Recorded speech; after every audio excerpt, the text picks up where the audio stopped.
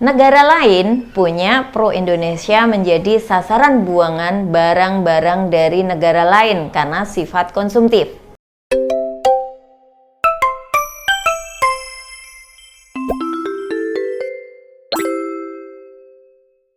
Kenapa Cina bisa menjadi raksasa ekonomi dunia? Cina kini menjelma menjadi raksasa ekonomi dunia, baru penantang hegemoni Paman Sam yang susah ditiru dan bahkan ditandingi. Reformasi ekonomi yang dijalankan sejak 1978 telah membuat Cina jadi negara adidaya seperti sekarang ini. Pada tahun 2010, Cina mengambil alih posisi Jepang sebagai negara dengan perekonomian terbesar kedua di dunia. Posisi tersebut berhasil dipertahankan sampai sekarang. Beberapa ekonom bahkan memprediksi ekonomi Cina akan melesat melampaui rivalnya Amerika Serikat pada 2030. Kesuksesan ini mengantarkan Cina menjadi kekuatan ekonomi dunia baru dan katanya susah untuk ditiru atau ditandingi. Menurut laporan Bloomberg Economics, tidak ada satu negara pun yang dapat meniru Cina dalam mentransformasi ekonominya. Kesuksesan Cina menjadi semakin sulit ditiru oleh negara Asia lain. Ketika negara Asia lain masih berkutat dengan masalah struktural seperti infrastruktur yang tidak memadai hingga ketidakstabilan politik, Cina sudah melangkah jauh ke depan. Tapi, tahukah teman-teman bahwa Cina dulu tidak sebesar sekarang? Kesuksesan Cina ini diawali serangkaian reformasi ekonomi di era Deng Xiaoping tahun 1978 sampai 1989. Reformasi telah membawa perekonomian Cina yang dulu terisolasi menjadi lebih terbuka. Semenjak saat itu, ekonomi Cina tumbuh 10% rata-rata per tahun. Dalam sebuah newsletter yang dipublikasikan oleh perusahaan pengelola dana Bridgewater Associates, Ray Dalio sebagai pendiri merasa kagum dengan transformasi Cina seperti sekarang ini. Kendaraan lain yang membuat Cina semakin kuat posisinya adalah investasi. Cina terus tumbuh dan menjadi salah satu pemain global dalam aliran investasi dalam periode 2015 sampai 2017. Cina telah menjadi sumber investasi terbesar kedua di dunia dan menjadi penerima aliran investasi terbesar kedua di dunia. Menurut McKinsey, di tengah kondisi global yang berubah karena perkembangan teknologi, Cina juga semakin memantapkan posisinya dengan ambil andil sebagai pemain di sektor tersebut. Raksasa-raksasa teknologi Cina telah berperan dalam mengubah kehidupan umat manusia. Sebut saja Xiaomi sebagai disruptor di pasar ponsel pintar. Keunggulan Xiaomi yang menawarkan ponsel pintar dengan teknologi canggih dan harga miring membuatnya menjadi dilirik dan mampu berkompetisi dengan pemain lain seperti Samsung dan Apple. Kuku Cina memang tajam dan kuat.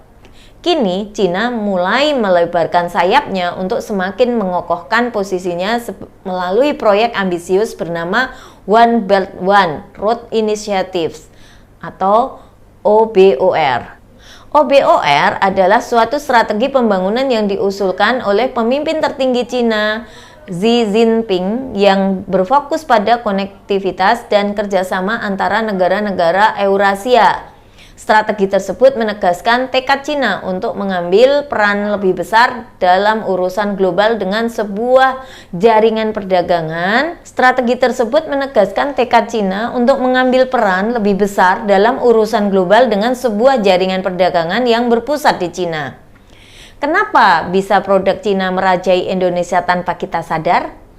Ada banyak sekali produk-produk Cina yang merajai Indonesia baik sadar maupun tidak sadar, seperti TikTok, Ais, Shopee, Mixi, Xiaomi, Oppo, Vivo, Scientific, dan masih banyak lagi ya teman-teman. Kalau dulu pada tahun 2020, produk marketplace terutama skincare dari Cina hanya 5,7% saja, tapi pada tahun 2022, produk skincare tersebut berbalik menjadi 57,2% teman-teman. Bagaimana bisa begitu? Hal ini disebabkan oleh platform marketplace seperti Shopee dan Lazada sudah bisa melayani pembelian barang yang dikirim langsung dari Cina, tanpa perlu melewati jasa importir atau proses-proses lain.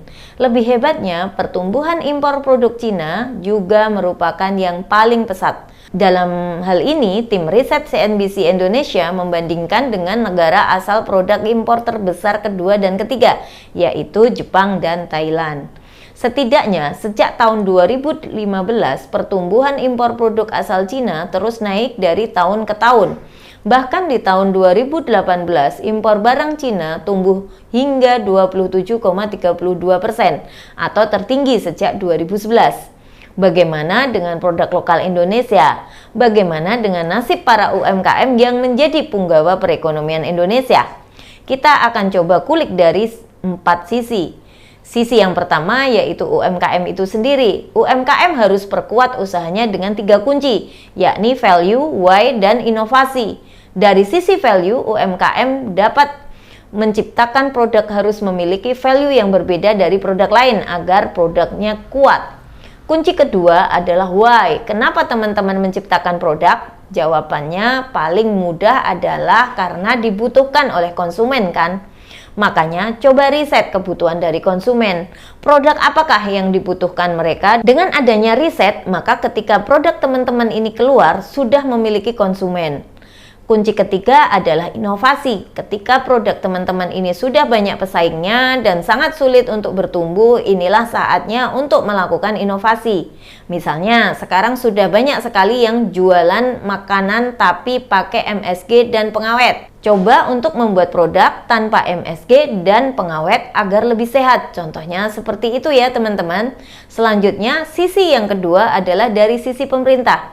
Kabar baik untuk teman-teman UMKM bahwa Menteri Koperasi dan UKM Teten Mas Duki meyakini tahun 2023 menjadi peluang yang baik bagi pelaku UMKM untuk menguasai pasar domestik. Ketidakpastian dunia menyebabkan rantai pasok global terganggu sehingga produk lokal dapat diandalkan untuk kebutuhan konsumen dalam negeri. Ibu Sri Mulyani juga menyampaikan 4 peran pemerintah dalam menjaga peran dan momentum pertumbuhan UMKM. Pertama, melalui pengembangan infrastruktur sampai ke konektivitas digital. Yang kedua, melalui program pembiayaan melalui program kredit usaha rakyat dan pembiayaan ultramikro. Yang ketiga, terus mendorong digitalisasi UMKM. Yang keempat, melalui peningkatan sinergi dan koordinasi antara pemerintah dan para pemangku kepentingan termasuk BUMN, pemerintah daerah, dan sektor swasta untuk membuahkan hasil yang efektif dalam pemberdayaan UMKM. Sisi yang ketiga, dari kita sebagai konsumen, kita harus memiliki jiwa nasionalisme juga ya teman-teman, karena kitalah masyarakat Indonesia. Maka kita inilah yang harus cinta dengan produk lokal. Saya ambil contoh dari skincare ya teman-teman. Misalnya dari Skintific dan Scarlett. Skintific hanya memiliki 5 kali seramid, sedangkan Scarlett memiliki 7 kali seramid dengan harga yang lebih murah dari Skintific. Saya tidak berbicara cocok-cocokan dengan kulit ya teman-teman, tapi dilihat dari kandungannya.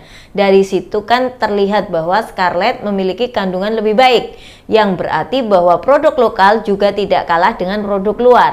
Makanya kita sebagai konsumen juga harus cinta terhadap Indonesia dan yakin bahwa produk lokal juga tak kalah dengan produk luar.